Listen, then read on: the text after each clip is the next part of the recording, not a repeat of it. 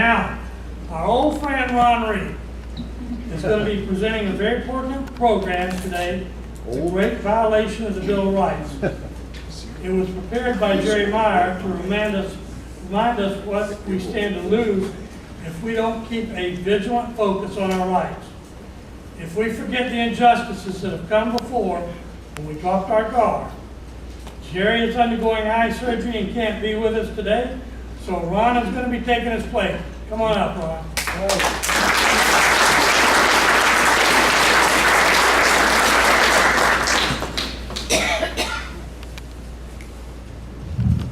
All right, I'm in the other category, so I have to raise the mic here. I'm in the taller than normal, which being in the submarine service is not exactly an asset.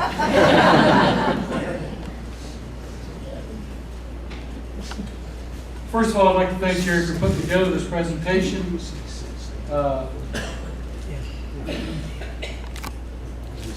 It's really, when you start doing the research and you start looking at this presentation, it's shocking.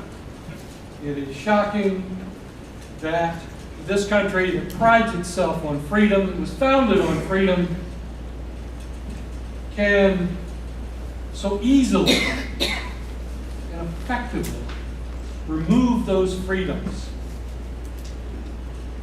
without legal course of action, without habeas corpus. So this talk is about the grave mistake our nation made following the Japanese attack on Pearl Harbor, believing the heritage alone made them a threat.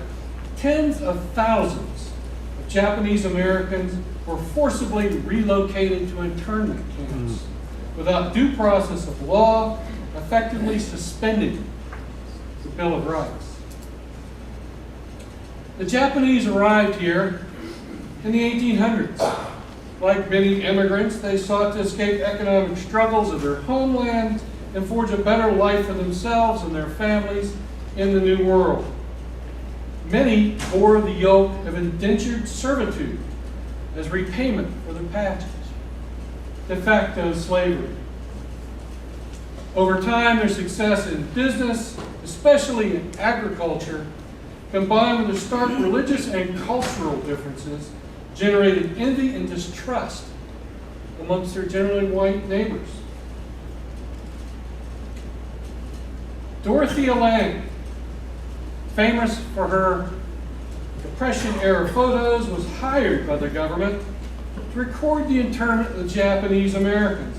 The government wanted a sanitized, candy-coated version of what was taking place for public consumption, though honestly, most Americans at the time could really have cared less.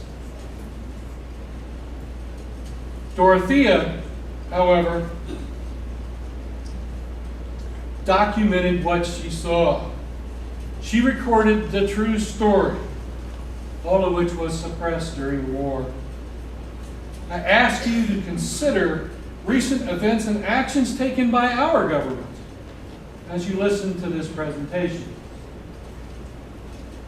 A little bit about Dorothea Lange.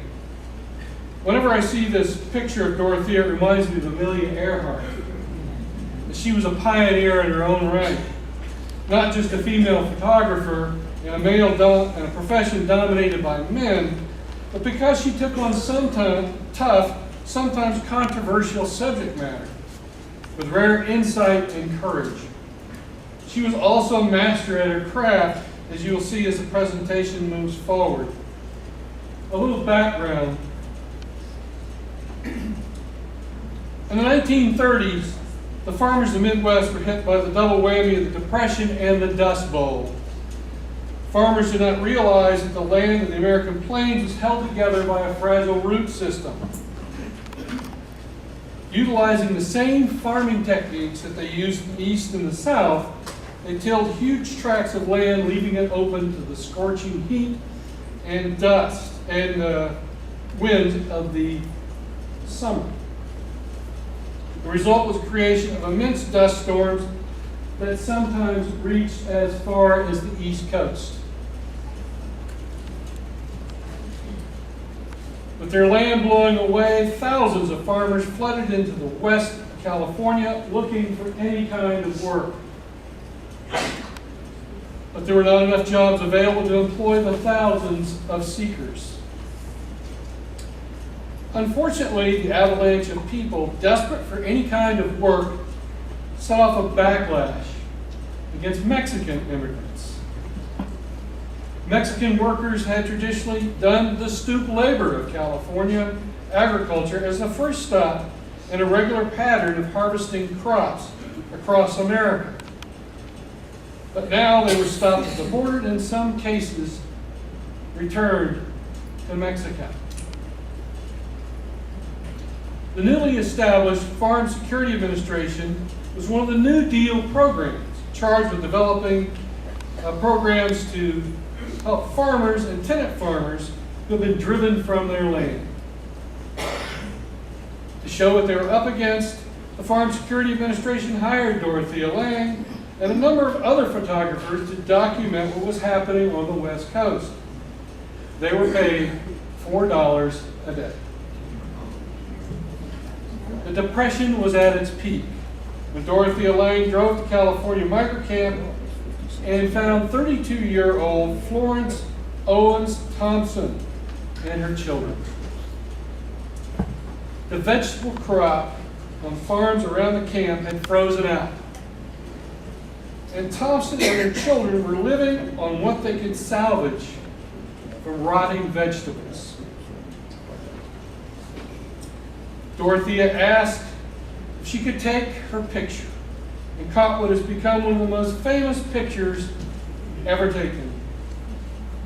Migrant Mother became a symbol of the despair and desperation, cementing Lange as one of the most respected and admired photographers in American history.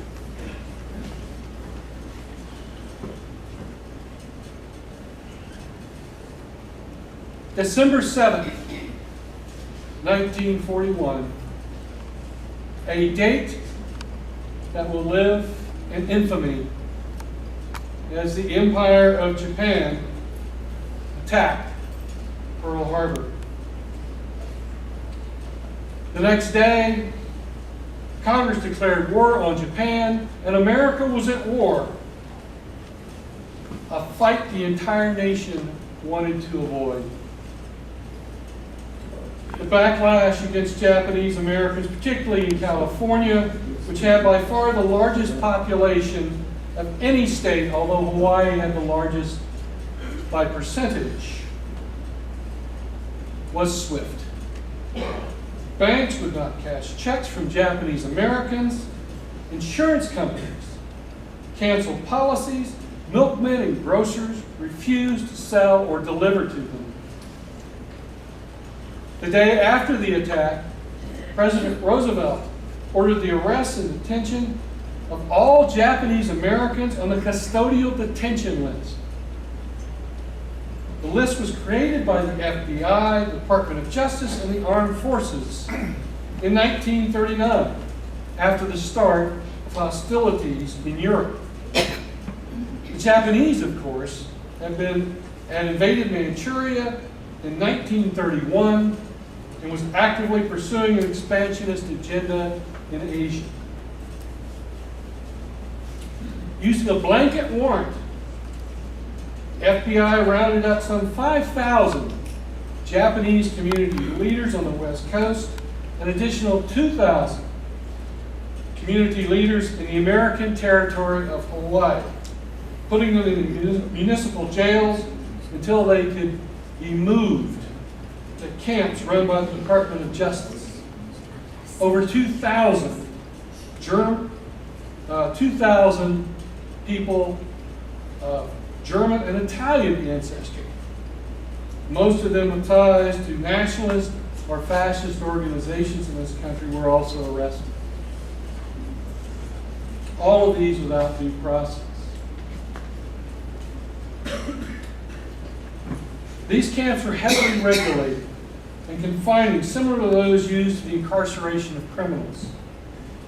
The only crime that was committed by these people was what they were from a country that we were now at war with.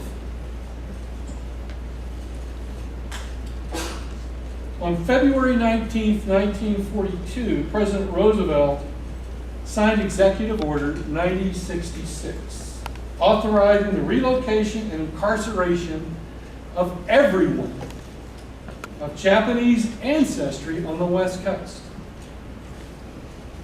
The constitutionality of the president's action was questioned by legal scholars at the time, but no one was willing to challenge an action by a wartime president taking steps to protect the United States in a time of crisis. That spring, nearly 120,000 people, 2/3 of them Americans by birth, were relocated from their homes in California, Washington, and Oregon. Those with as little as 1/16 Japanese were included, as were Koreans and Taiwanese, whose countries at the time were unwilling Japanese colonies. The government even took, and this is to me the most despicable parts of this, even took 100 children out of orphanages and foster homes and sent them to the camps. The Census Bureau assisted the internment efforts by providing confidential information on Japanese Americans, something the Bureau denied for years, but which became public in 2007. Within weeks of Order 9066, Japanese Americans were told they had as little as 48 hours to secure their homes, farms, and businesses, give up their jobs and studies. Dragging baggage in bedrolls and tagged like luggage, they were ordered to report to assembly centers, taking with them only basic belongings. The government offered to store major household items, but at owner's risk. Most of what was put in storage, surprisingly enough, disappeared during the incarceration. 2 days after Roosevelt issued Executive Order 96, the Tolan Committee began hearing about moving Japanese Americans away from the West Coast. These hearings became a major conduit for people attempting to influence government policy. But the committee didn't come up with a report until May of 1942, so it had no official role in the internment. White farmers freely admitted their self-interest in seeing Japanese removed. Many who testified before the committee supported their removal, undoubtedly aware the property of Japanese Americans would be available at bargain prices. While several Japanese business leaders were allowed to testify, the majority of those testifying were white political leaders, representatives of the American Legion, and business owners. Most, if not all, supported the removal of Japanese Americans. They strenuously questioned whether anyone of Japanese descent could be a loyal American. In a decision he later came to regret, California Attorney General Earl Warren also supported the mass removal. There is little doubt that his part in the constitutional tragedy influenced his remarkable 16 years on the United States Supreme Court, which generated groundbreaking decisions promoting individual freedom and racial equality. The decisions by Warren, which often were not viewed favorably by his conservative counterparts or conservatives of the era. Because of her previous work for the Farm Security Administration in the 1930s, the government again hired Dorothea Lange in 1942. to document the evacuation and relocation of Japanese Americans. You see, Lang was eager to take the job and photograph, which he thought was going to be a true record of the evaluation. She quickly realized the so-called relocation camps were actually prison camps. You can see a lot of difference there, can you? She was angered by what she saw, and she used the documentary style she developed for their work during the Depression era to produce a record critical of what was taking place, showing compassion and empathy for the people victimized by stereotypes viewed by much of the nation as criminals.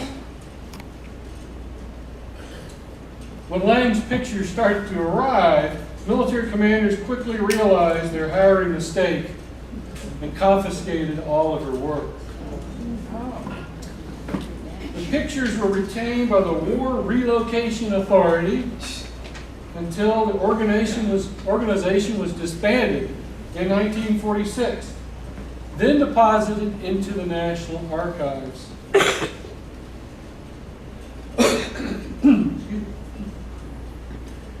Lang's WRA photos have been available and scanned for National Archives since 1998, making them some of the earliest available online. But there's not a whole lot of people that go online and look for archives of photos. But the following slides are just a few of the more than 7,800 photographs Lang took. She earned her $4 a day, didn't she? Horse racing tracks, the one behind there. Horse racing tracks. Can we back up to the horse racing track? There we are. See, I told you, this is not rehearsed. This is from the heart. Horse racing tracks and other large meeting places, including unused fairgrounds and even stockyards. They put them in pens where conditions were abysmal. Families had to live for a time in tiny, often windowless stalls that had been quickly whitewashed, but still smelled of urine and horse manure, and they were filled with insects. During the summer of 1942, 10 permanent camps were built in remote areas of the West.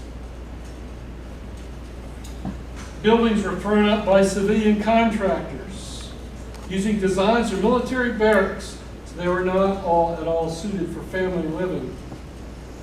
In many camps, 25 people were forced to live in a space designed for 4, and there was no semblance of privacy.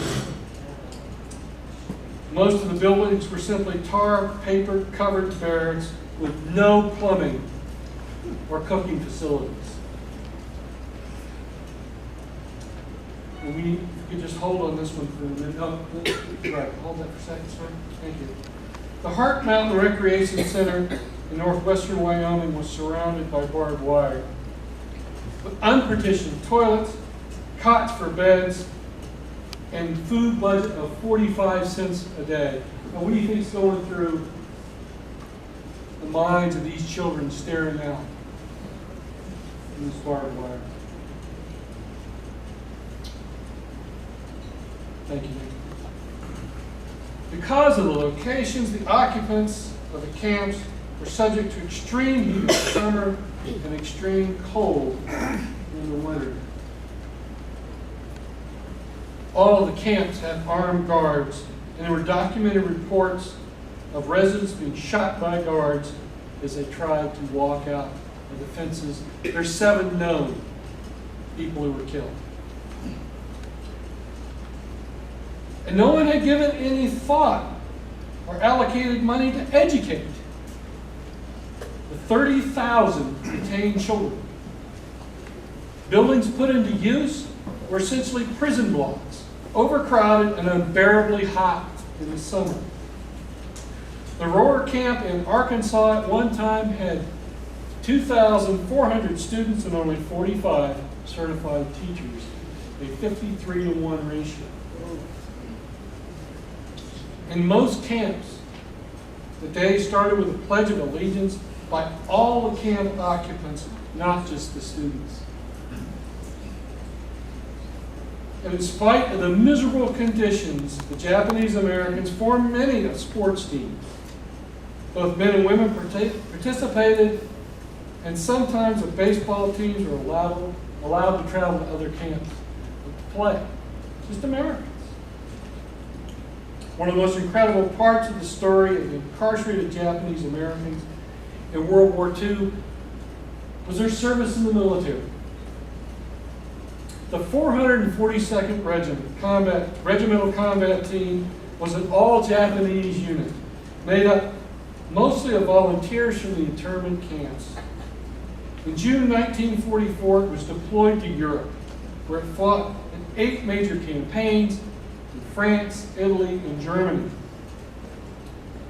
In 1945, soldiers were among the first Allied camps to liberate the Nazi concentration camp in Dachau, something that would haunt many of them for years. The regiment became the most decorated unit of its size in U.S. military history. President Harry Truman singled them out for praise, and their story was told in a 1951 movie, "Go for Broke," which had been their official slogan. Members of the 442nd who went on to distinguished careers include 9-time U.S. Senator and Medal of Honor winner Daniel Inouye from Hawaii, who I met in person, by the way, who lost an arm during the service. Magnificent man. Their contributions could not have been lost on the military death notification officers who drove past barbed wire fences to tell Japanese American families in tar paper shacks their sons had made the extreme and ultimate sacrifice for their country. When the war ended, internment camps were closed at the end of 1945. However, one, which the government had stated for return to Japanese was not, which held individuals that the government had slated for return to Japan, was not closed until 1946. As they left, the government gave them transportation home and $25.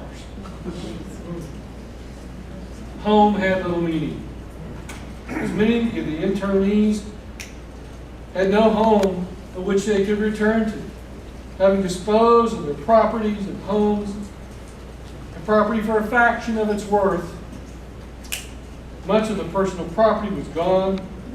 Many Americans still believe Japanese American property was simply boarded up and held until their return. That was simply not the case.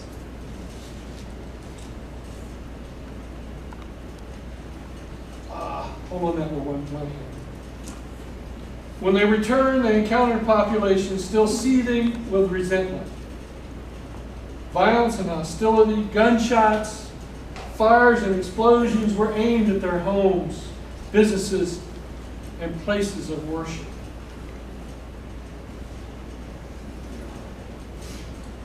Executive Order 9066 remained in effect until 1976, when it was rescinded by President Gerald Ford.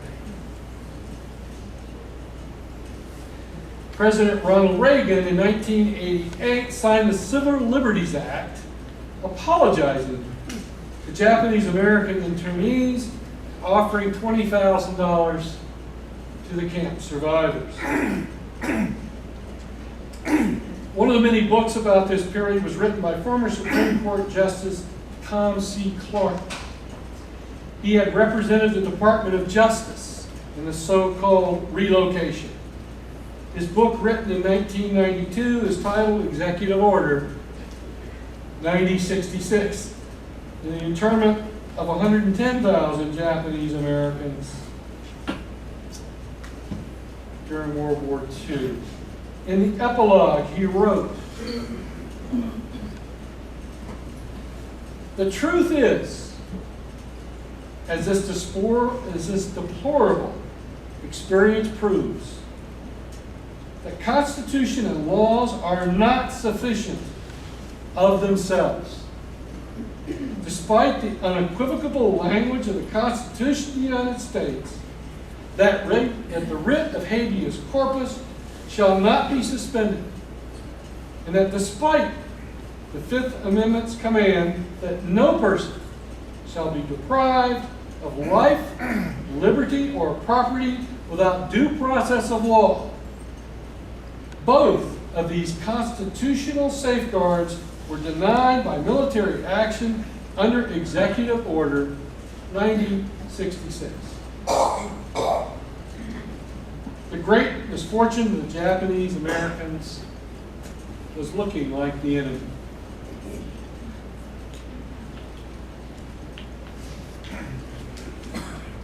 As dark as this chapter of American history is, the sacrifices of those who endured it would be in vain if we learn nothing from the ordeal except that racism exists in America.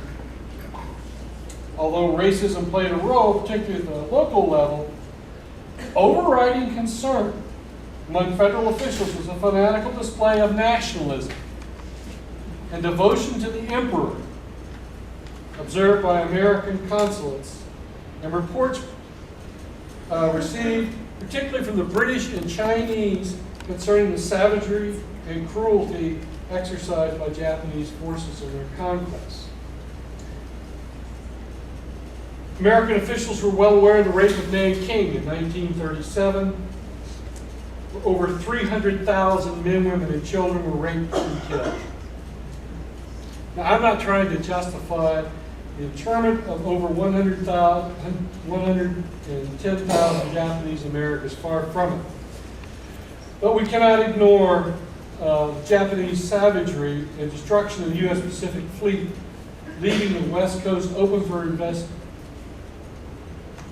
invasion as factors in the decision by President Roosevelt to expand the detainment of the entire population. In the end, Japanese Americans paid the price for actions taken by a government and a country they had absolutely no input into or any control over. A sitting U.S. president was allowed to suspend the constitutional protections in the case of a group of people, painting innocents as guilty by birth. Is history repeating itself? You decide. Assalamu alaikum. Thank you.